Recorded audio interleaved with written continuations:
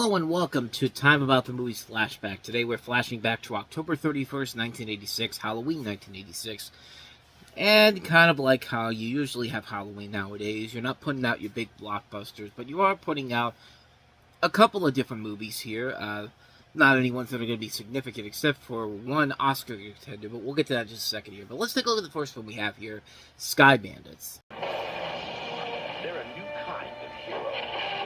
Outlaws in a new kind of army.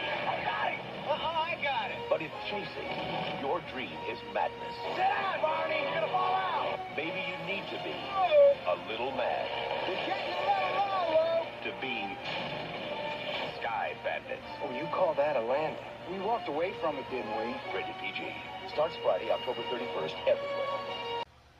I mean, not a bad idea. Two outlaws from the Wild West drafted to the battlefields of World War I who enlisted in the fledgling Royal Flying Corps, flying early warplanes called gun buses.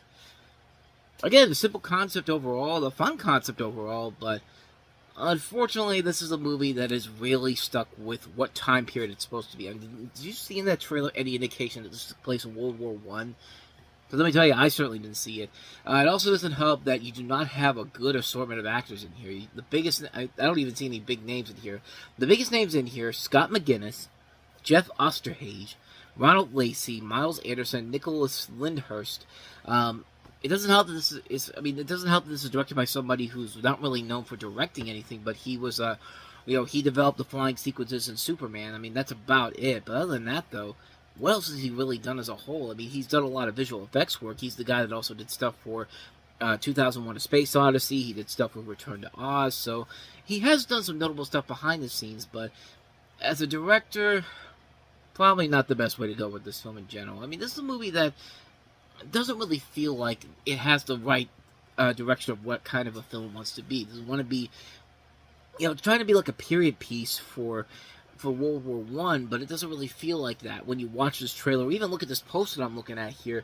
I mean, the guys literally look like they're wearing 80s clothes. I mean, look, right here.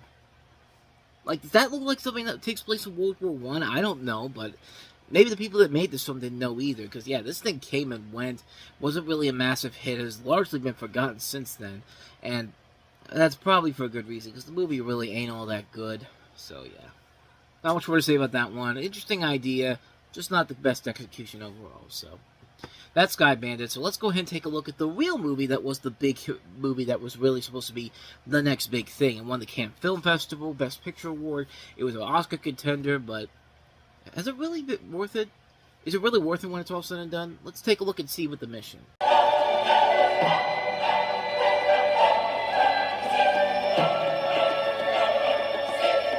Now, from the director of The Killing Fields, comes this year's winner of the Best Picture Award at the Cannes Film Festival. The Mission. I mean, this is one that's going for the Oscars. I mean, honestly, you've got... This is a film directed by Roland Joffe, who gave us The Killing Fields. And as they talked about there, it won the Cannes Film Festival for Best Picture. And yet, when it came out, it was largely forgotten by most people. I mean, it did get nominations for several Oscars, including Best Picture, but after it came out, did it really have the lasting impact that I think a lot of people wanted it to have? I don't think I really saw it in that case, but Jeremy Irons plays a Spanish Jesuit who goes into the South American wilderness to build a mission in the hope of converting the Indians of the religion. Robert De Niro plays a slave hunter who is converted and joins the Jesuit in his mission. When Spain sells the country to Portugal, they are forced to defend all they have built against the Portuguese aggressors. And really the biggest problem with the movie is that it really doesn't feel like... It feels like a movie that has a good message around it, a well-purposed meaning for its existence, but... And it's not, the best things about this movie are a couple things. One, the message. Two, the soundtrack by Ennio Morricone. I mean, that's one of the great composers of all time. You can never go wrong with that. But the problem is, it's a typical Oscar bait movie. It's a movie that's begging for Oscars, and yet, the main stars of this did not get a single nomination. I mean, everybody got, this thing got a Best Picture, Best Director, Art Direction, Cinematography, Costume Design, Film Editing, Original Score, pretty much everything that made this movie that are some of the good elements about this film in general, but the acting overall, Not so much. I mean, the acting is just kind of stale in here. The story overall isn't really that engaging. It's a movie that just feels kind of empty when you really look at it. It's a film that has a lot of potential to it. Like I said, has a good message behind it, but it's just kind of lost in the shuffle of what kind of a film it wants to be. It wants to be this big, sweeping epic, and yet it really doesn't have anything there that makes it stand out on its own merits, especially in the scripting department. And for me, that kind of really hurts the film in general. It's a movie I never really had the urge to see it, and when I finally did, it was just kind of like, man, this movie was a major letdown overall. I've seen Jeremy Irons and Robert De Niro in much better movies, and this one definitely is not one of those movies, so that's all I got to say about The Mission. So a really quick episode this week here. Not a lot of big movies coming out this weekend, but next weekend, October 24th, 1986, we've got 3 films. One of them that is very much a film that you could never do in today's world.